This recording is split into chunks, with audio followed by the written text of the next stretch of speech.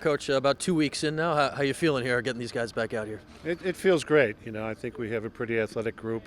We've had a couple weeks of good practice, and now we're getting ready to knock heads against somebody different over the weekend. Yeah, it's their first scrimmages coming up on Sunday. What's the main thing you want to get out of these two games? Just evaluation of our team. We've got a couple new defenders out there that we want to evaluate. We've got some good freshmen. We're trying to decide whether some of them are going to redshirt or not, and we're getting close to making some of those decisions. When you look at offense versus defense right now, either side ahead of the other, or are you feeling any part of the teams out in front right now? I feel we're fairly equal. I think the offense, with so many players returning, is a little bit ahead of the defense. We're still trying to figure out some personnel there. We've got a freshman or two that are going to play at the defensive end of the field. So we're trying to get them caught up to speed, and that's why I think the weekend will be important, going against Vermont and Hofstra, going against different teams with a lot of film that we'll watch afterwards and see who's going to do what in a game situation. Then you mentioned with the young defense there, I'm going to be talking to Drake in a bit. What can he do on the field besides communicating with them to kind of help them out? Well, the key word is communicate. I think he's got to be the quarterback and telling people where to go and when to be there. So I think that's the biggest piece. Other than that, I'm not sure. He can't get out there and play defense. So I think we just need him to lead the group. Coach, I remember at Media Day you kind of mentioned how, in terms of recruiting Chase Scanlon, number 22 was pretty important for him. Can you kind of go into that a little bit more? Well, I think we just, it's an important number here, and by offering it to him, showed how much we wanted him here. So I think that helped in the recruiting piece. I also heard that you made the drive up to watch him in Canada. Oh yeah, yeah.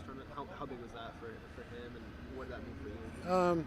Well, a couple things were going on. They had the All-Canada game, so I was able to go there, and purposely timed when I went so I could get to a box game and watch him play, just to show him some support. So Tucker was an honorable mention for the Inside Lacrosse All-Americans. He's coming off where he missed all of last year, and he still gets that honor. Do you think that kind of speaks to where he could be on that list at the end of the season? Yeah, well, I think people, they saw him as a freshman play, and then obviously missing last year. And I think it's talked a lot about not having him there hurt us a little bit. So I think the publicity piece of it is helping with that. But I think people know he's a good player, and that's why they're giving him the nod for that. Coach, you're at the top of a lot of articles, polls at the beginning of the season. Do you use that as fuel to get ready for the season, or do you kind of shut that out? I think the guys read enough about that in the media, so I don't bring it up too much. We're focusing on what we need to do to get better. And then Coach Donahue officially parted with the team Yeah. completely last week. Was that kind of expected? Was there a conversation there in the weeks prior? Yeah, a couple of weeks ago, and with everything he's got going on at home and family, he's working with his sons. So I think the timing was right for him. Do you expect him to be involved in lacrosse at a high level in the future? I wouldn't think so. He does a bunch of stuff out in Marcellus at the indoor facility there, working with players. Yeah. Coach, what's the face-off situation at the moment?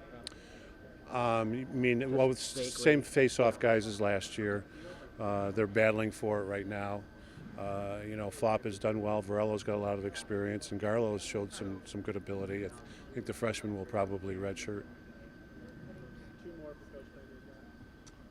Coach, you look at Pat March coming in. What have you seen from him building in his first couple practices with the team? He's fit right in seamlessly.